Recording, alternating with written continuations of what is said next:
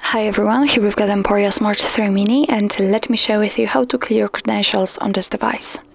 So firstly we have to find and open the settings, so let's do it, and here we have to find security and location option.